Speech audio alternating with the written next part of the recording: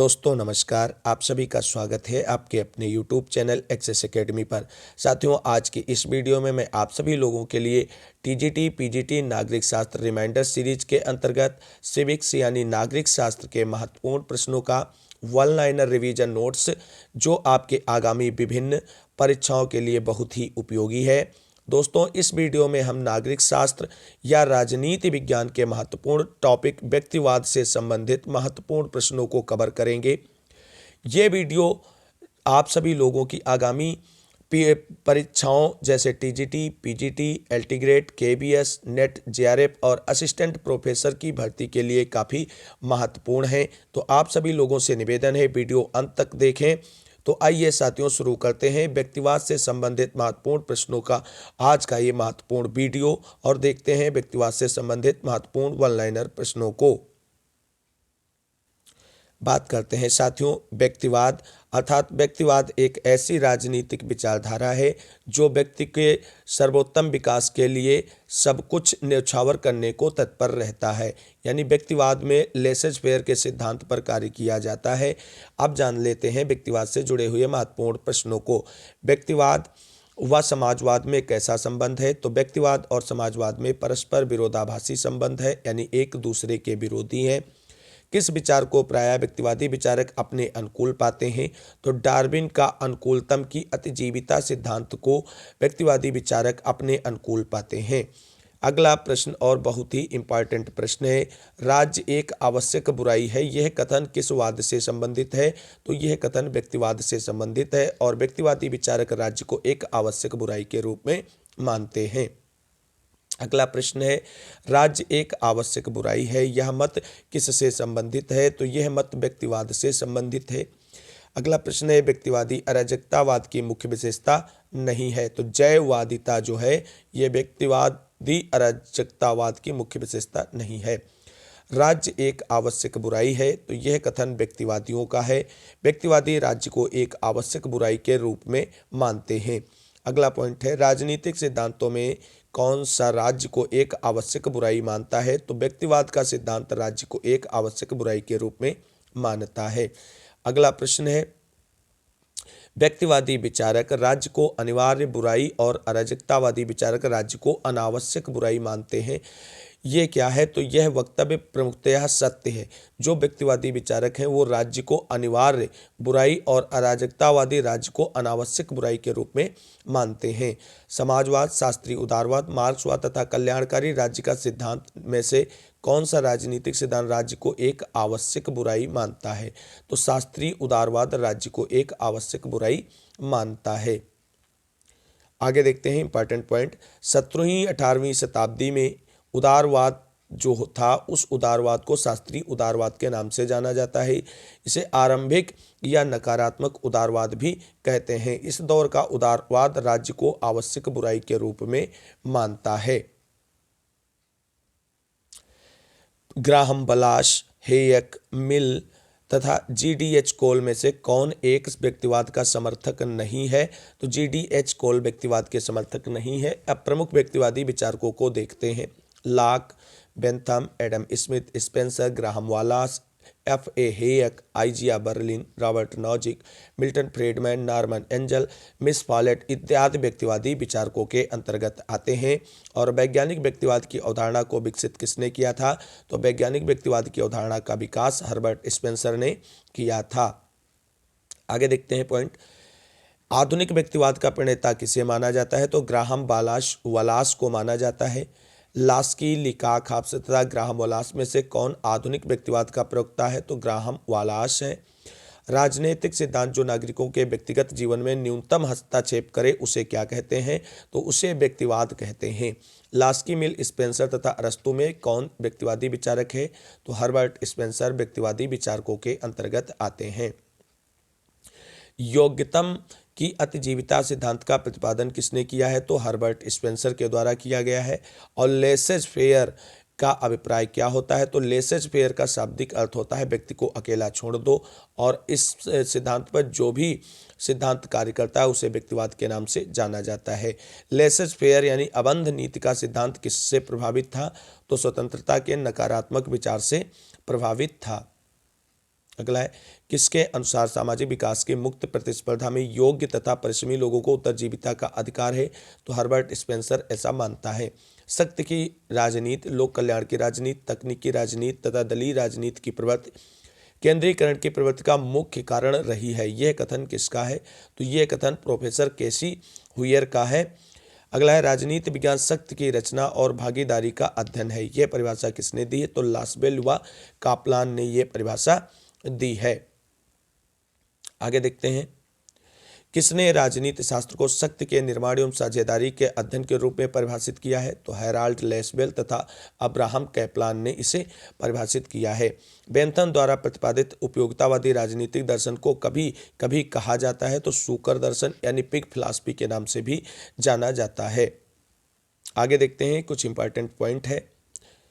समाजवाद व व्यक्तिवाद परस्पर विरोधी विचारधाराएं हैं। व्यक्तिवाद राज्य के हस्तक्षेप का समर्थन करता है जो पूंजीवाद को बढ़ावा देता है। पूंजीवाद के अंतर्गत उत्पादन, वितरण और विनिमय के प्रमुख साधन निजी स्वामित्व में रहते हैं। इसके विरोध में समाजवाद का उदय हुआ। समाजवाद के अनुसार समाज में उत्पादन, वितरण और विनिमय के प्रमुख साधनों पर सार्वजनिक स्वामित्व और नियंत्रण स्थापित होना चाहिए।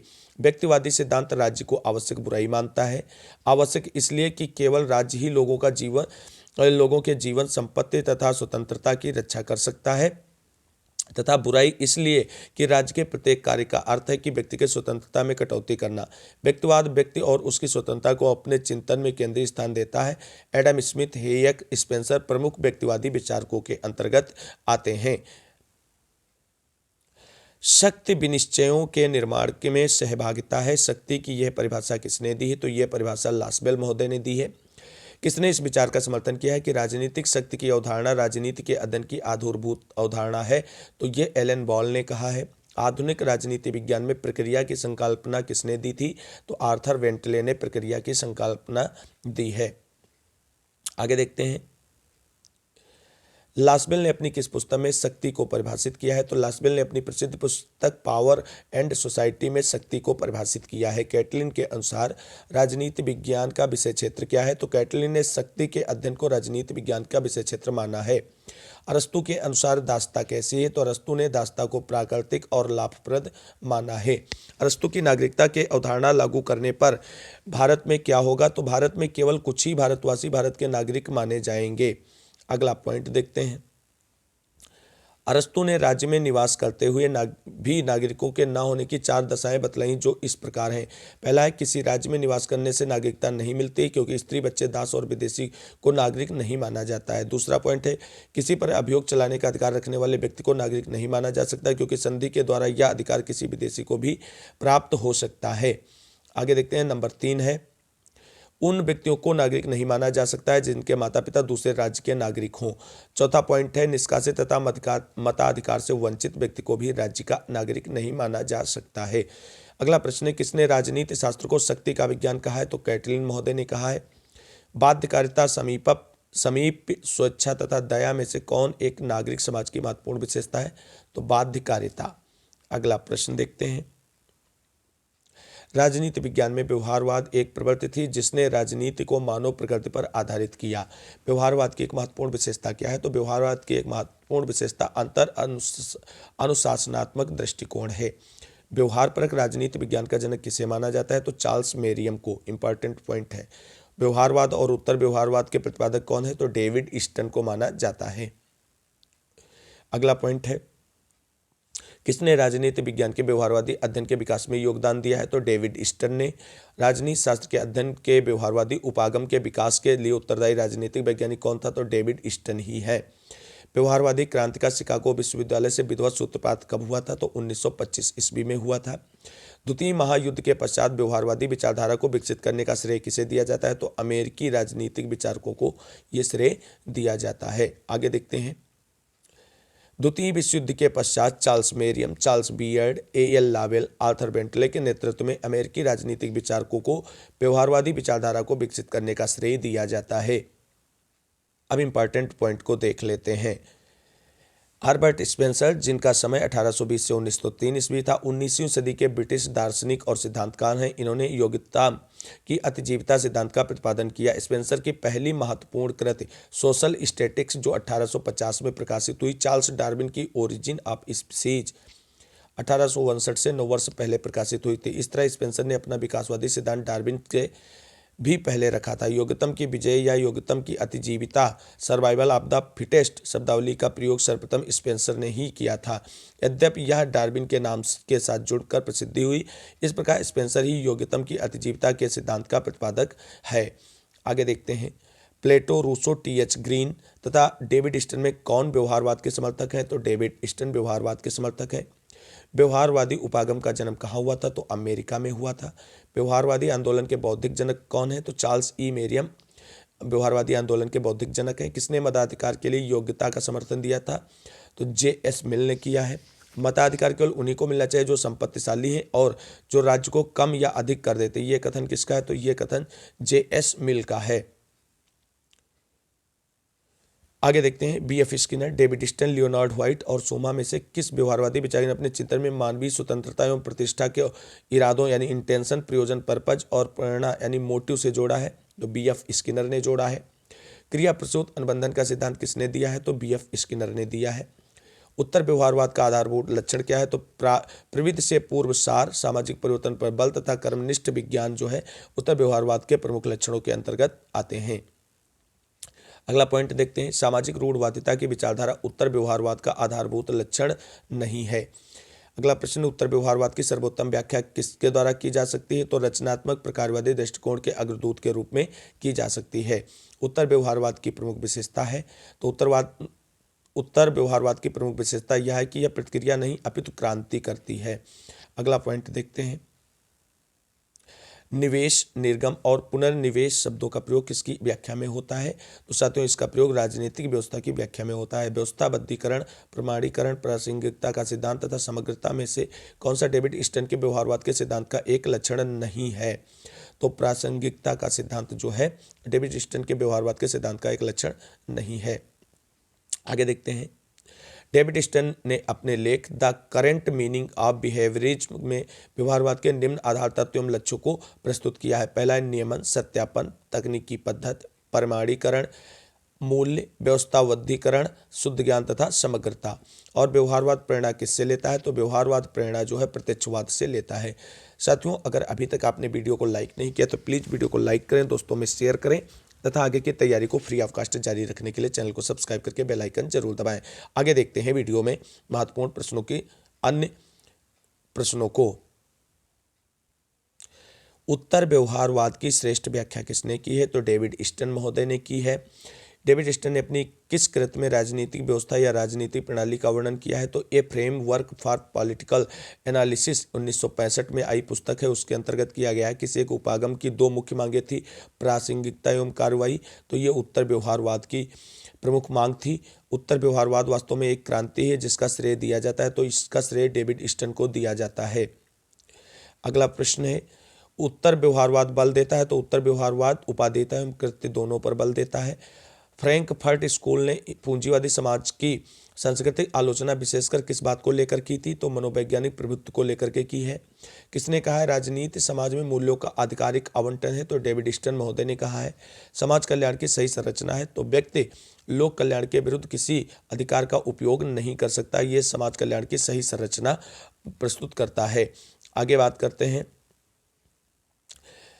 कहा गया है कि एक संतुष्ट सुअर से एक असंतुष्ट सुकरात का जीवन श्रेयस्कर है, ये कथन किसका है? तो जे.एस. मिल का यह कथन है और जे.एस. मिल के व्यक्तिवाद से संबंधित ये प्रमुख कथन है। उत्तर व्यवहारवादी क्रांति की उद्घोषणा डेविड स्टन ने कब और कहाँ की थी? तो वर्ष 1969 ईस्वी में न्यूयॉर्क में की थी। किसने लिखा है एक संतुष्ट सुअर की अपेक्षा एक असंतुष्ट सुकरात होना कहीं अच्छा है? तो जे.एस. मिल ने लिखा है। हीगल, ग्रीन, बोसांके तथा बेंथम में से कौन एक आदर्शवादी विचारक नहीं है? तो बेंथम एक आदर्शवादी विचारक नहीं है। आज की वीडियो का अंतिम क्वेश्चन देखते हैं, किसका विश्वास था कि व्यक्ति अपने पिता की मृत्यु को भूल सकता है परंतु उसकी संपत्ति की हानि को नहीं भूल सकता है? तो ये कथन मैकियावेली का है, इनकी प्रमुख पुस्तक द प्रिंस है। तो साथियों, ये थे आज व्यक्तिवाद के से जुड़े हुए महत्वपूर्ण वन लाइनर प्रश्नों का रिवीजन नोट्स, जो आपके सभी आगामी टीजीटी, पीजीटी, एलटीके, जीआईसी और यूजीसी नेट, जेआरएफ तथा असिस्टेंट प्रोफेसर की भर्ती परीक्षा के लिए काफ़ी महत्वपूर्ण थे। साथियों, उम्मीद है आप सभी लोगों को ये वीडियो अच्छी लगी होगी और आप सभी के एग्जाम में काफ़ी हेल्पफुल रहेगी। इस वीडियो को अंत तक देखने के लिए आप सभी साथियों का बहुत बहुत धन्यवाद। मिलेंगे अगली वीडियो में लेटेस्ट अपडेट के साथ। तब तक के लिए सभी साथियों को जय हिंद जय भारत, और अगली वीडियो में अगले टॉपिक पर आएंगे। तब तक के लिए सभी साथियों को जय हिंद जय भारत, वंदे मातरम। आप सभी साथियों का दिन शुभ हो।